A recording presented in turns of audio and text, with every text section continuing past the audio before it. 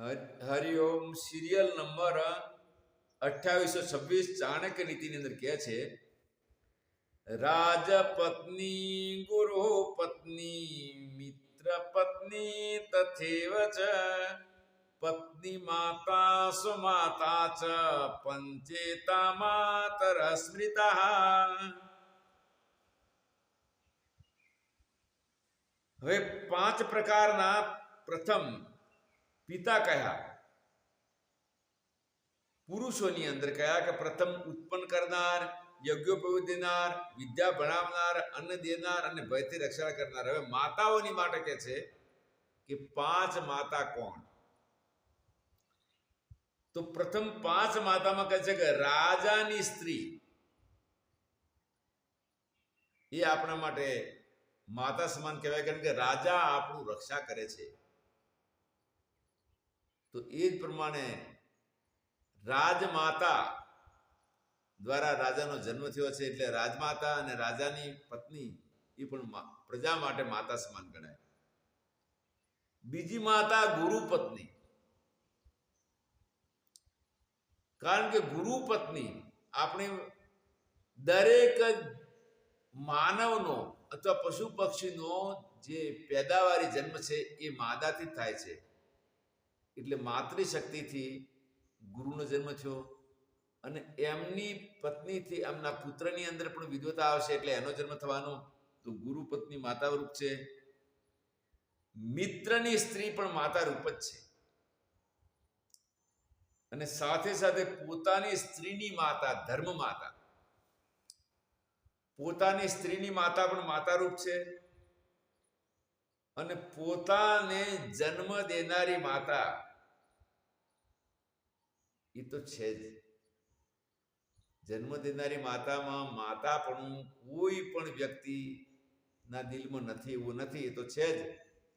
એના ઉપરાંત જે 4 માતાઓ છે એ પણ એના બરાબરની છે. એટલે અહીંયા પેલા પ્રથમ 5 પિતાઓની વાત થઈ અને અહીંયા 5 માતાઓની વાત થઈ.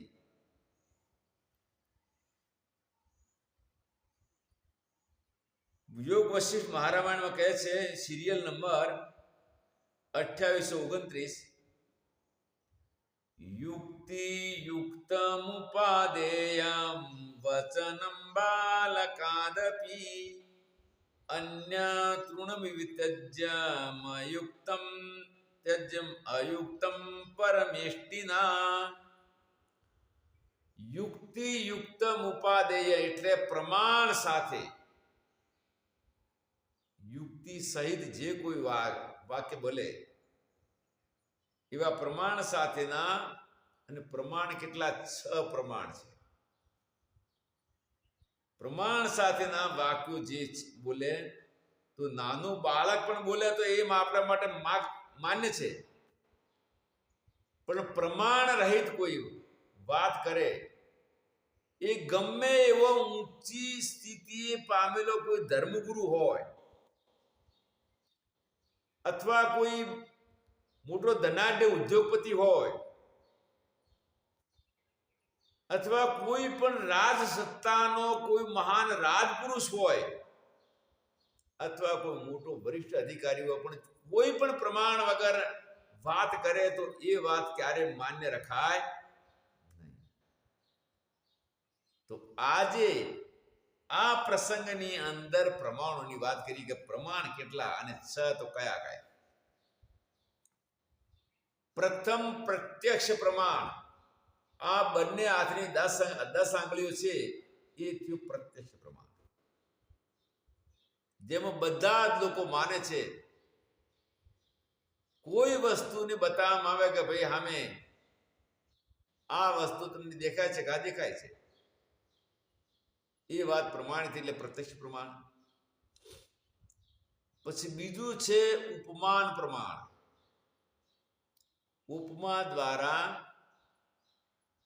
બીજી વસ્તુનું જ્ઞાન થવું.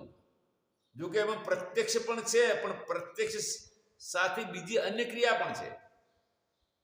જેમ અમે નાનપણમાં વાત સાંભળેલી કે વાઘ કેવો હોય તો બિલાડી જેવો, પણ બિલાડી નાની, વાઘ મોટો. ત્યારે સર્કસની અંદર જ્યારે ગયા ત્યારે સર્કસમાં ગયા પછી જ્યારે વાઘ જોયો તો વાઘ બહાર આવતા કોઈને કહેવાની જરૂર ન પડી કે આ વાઘ છે, કારણ કે બિલાડી જેવા એના ઉપર આકારો લીલા હતા, પણ એની ઊંચાઈ વધારે હતી અને લંબાઈ પણ વધારે હતી. આ થયું ઉપમાન પ્રમાણ. બીજું ત્રીસરું અનુમાન પ્રમાણ. અનુમાન પ્રમાણમાં પણ પ્રત્યક્ષ જ્ઞાન થતું નથી, પરોક્ષ જ્ઞાન થાય છે. જેમ કે પર્વત ઉપર ધુમાડો નીકળે છે તો અગ્નિ વગર ધુમાડો બની શકે નહીં. અગ્નિ દેખાતો નથી, પણ ધુમાડા ઉપરથી અગ્નિનું જે જ્ઞાન થાય છે એ અનુમાન પ્રમાણ. એ અગ્નિનું જ્ઞાન પરોક્ષ છે, ધુવાડાનું જ્ઞાન પ્રત્યક્ષ છે. અને એમાં પણ ન્યાયમાં પંચાવય છે, એમાં 4 મુખ્ય છે. પક્ષ, સાધ, હેતુનું દ્રષ્ટાંત. જો કે આજે આપણો દાર્શનિક વિષય નથી એટલે હું તમને આ સંક્ષિપ્ત બતાવું છું. આ થયું અનુમાન પ્રમાણ. ચોથું શબ્દ પ્રમાણ. શબ્દ પ્રમાણની અંદર આપણા પુરાણ, સ્મૃતિ, વેદ, આ બધું જે કે છે એમાં શ્રદ્ધાપૂર્વક સ્વીકાર કરાય, તર્ક વિતર્ક વગર. જેમ કે સ્વર્ગનું જ્ઞાન આપણે પ્રત્યક્ષ કરી શકીએ એમ નથી. તો કેટલી સુવિધા છે, કેટલા હજાર વર્ષનો, કેટલા હજાર કે લાખો વર્ષનું આયુષ છે, સ્વર્ગના વિમાન છે, કેટલી બધી સિદ્ધિઓ છે. આ બધું જે જ્ઞાન છે એ શબ્દ પ્રમાણ દ્વારા થયું. હવે શબ્દ પ્રમાણ શ્લોકબદ્ધ અધ્યાય, પછી શ્લોક અને એની સંખ્યા, કે આ સ્કંદનો આ અધ્યાય, એ અધ્યાયનો આ શ્લોક, અને શ્લોકમાં પણ પાછો શ્લોક બતાવીને જે બતાવે એના અર્થ સાથે કે ભાઈ આ વાત બરાબર. એટલે આ ચોથું શબ્દ પ્રમાણ. પાંચમું અર્થાપત્તિ, કે કારણનું પ્રત્યક્ષ જ્ઞાન નથી, પણ આનું કાર્ય દ્વારા કારણનું જ્ઞાન થાય. કાર્ય દ્વારા કારણનું એ જ્ઞાન થાય કે જેમ કે વરસાદ વરસે છે એ આપણે જોઈએ છીએ, પણ વરસાવા વાળો વ્યક્તિ દેખાતો નથી. આંધી ખૂબ આવે છે એનો આપણે ખ્યાલ આવે છે, પણ આંધી નું જે મોકલનાર વ્યક્તિ છે, જેના ઓર્ડરથી થાય છે, એ આપણને પ્રત્યક્ષ નથી. તો આવું જે કાર્ય છે એ કાર્યનું કોઈ કારણ છે એ પ્રત્યક્ષ નથી, પણ કારણ 100% છે. એવું કાર્ય ઉપરથી કારણનું જ્ઞાન જે થાય એ અર્થાપત્તિ પ્રમાણ કહેવાય. અને છઠ્ઠું અનુપલબ્ધિ. અનુપલબ્ધિ પ્રમાણ જે છે એમાં અભાવ પ્રતિયોગી સાપેક્ષ પ્રતીતનો વિષય કહેવાય. જેનો અભાવ એ અભાવનો પ્રતિયોગી, ને જેમાં અભાવ એ અભાવનો અનુયોગી. જેમ કે આપણે ટેબલ ઉપર પુસ્તક પડ્યું હતું અને એ વખતે પુસ્તક કોઈ લઈ જાય ત્યારે ત્યાં આગળ પુસ્તકના અભાવનું જ્ઞાન થાય છે કે ભાઈ અહીંયા પુસ્તક હતું, હાલ નથી, કોઈ લઈ ગયો. પૂછવા ગયો કોણે લીધું પુસ્તક? તો આવું અભાવનું જ્ઞાન જે કરાવનાર છે પ્રમાણ, એ પ્રત્યક્ષથી અલગ છે, એને કહેવાય અનુપલબ્ધિ પ્રમાણ. એટલે આ 6 પ્રમાણો થયા. એ 6 પ્રમાણથી રહિત કોઈ પણ વાત હોય એ વાતની પ્રમાણિત ગણાય નહીં. અને આવું પ્રમાણ સાથે કોઈ વાત કરે નાનું બાળક, તો વશિષ્ઠજી મહારાજ જે છે કે એ વાત માન્ય છે. અને પ્રમાણથી રહિત કોઈ વાત કરે એ વાત માન્ય નથી.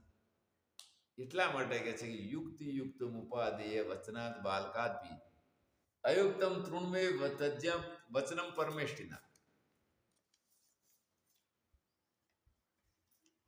સિરિયલ નંબર 2830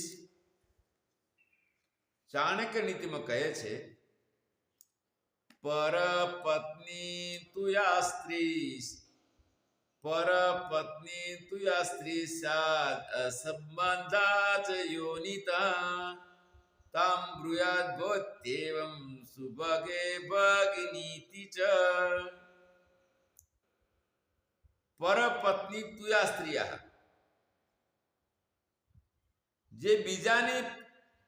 જે સ્ત્રી પોતાની પત્ની હોય અને જે સ્ત્રી બીજાની પત્ની હોય અને પોતાની સંબંધી ન હોય, બીજાની પત્ની હોય અને જેની સાથે આપણો સગા સંબંધીનો કોઈ સંબંધ ન હોય, સાથે સાથે ધાર્મિક દ્રષ્ટિએ પણ સંપ્રદાય ઘણા છે કે ભાઈ આપણા સંપ્રદાયની અંદર હિન્દુ, મુસ્લિમ, શીખ, ઈસાઈ, બૌદ્ધ એવો ધર્મનો પણ કોઈ સંબંધ ન હોય, તો એવી સ્ત્રીને આપણે આદરણીય સંબોધન કરવું જોઈએ. જેમ કે સમાન વયની હોય તો એને બેન કહેવી જોઈએ. સુભગે, મહોદયા, મહાભાગા સંસ્કૃતના શબ્દો છે. અને કદાચ ઉંમરમાં ઘણી મોટી હોય તો માતા કહેવું, અને ઉંમરમાં નાની હોય ને આપણા ઉંમરમાં મોટા હોય તો એની પુત્રી કહેવું. આ પ્રકારના શબ્દોથી, માનવાચક શબ્દોથી એને સંબોધન કરવું જોઈએ. સંબોધનની અંદર સારી ભાષા ખૂબ જ પ્રિય લાગે છે, મધુર લાગે છે. અને ચાણક્ય નીતિની અંદર તો મહર્ષિ ચાણક્ય એટલું કીધું છે, જે આગળ વાણીના વિષયમાં આપણે બોલી ગયા કે પ્રિય વાક્ય પ્રદાનેન સર્વે તુષ્યંતિ જંતવ. સિરિયલ નંબર 2831 ચાણક્ય નીતિમાં કહે છે, સ્વયં કર્મ કરોત્યાત્મા સ્વયં તત્ફલમશ્નુતે સ્વયં ભ્રમતિ સંસારે સ્વયં મોક્ષશ્ચ ગચ્છતિ. મહર્ષિ પાણીની કર્તા માટે કહે છે કે સ્વતંત્ર કર્તા, અને એ કર્તા સ્વયં કર્મ કરોતી. માનવ પોતે સ્વયં કર્મ કરે છે. કોઈના કહેવાથી સત્કર્મની અંદર રોકાવો નહીં. હા, એક સમય એવો પણ હતો સત્કર્મ કરનારને દંડ મળતો હતો. જેમ પુરાણોની અંદર એ કથા છે કે રાક્ષસોના સમયની અંદર કોઈ સત્કર્મ કરતો, યજ્ઞ કીર્તન કરે તો એને દંડ કરવામાં આવતો હતો.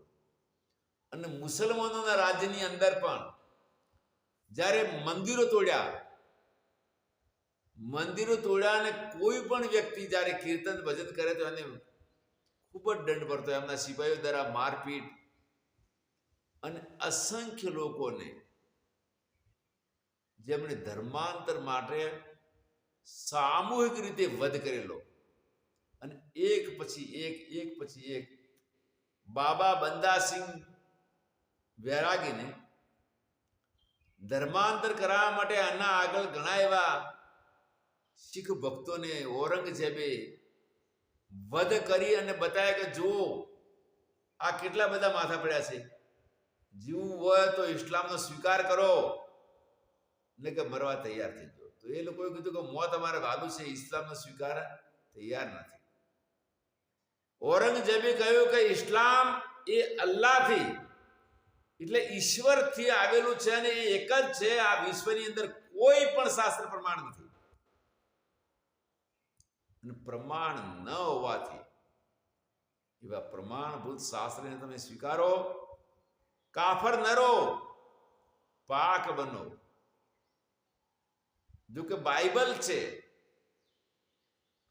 એ બાઇબલ માટે ઈસાઈઓનું 200 વર્ષ ભારતમાં શાસન થયું, પણ એમણે ક્યારે પણ ધર્માંતર માટે આવો દંડ આપ્યો નથી. હા, ધર્માંતર કરાવે પણ પૈસા આપીને કરાવે છે, મદદ કરીને કરાવે છે, પ્રેમ આપીને કરાવે છે.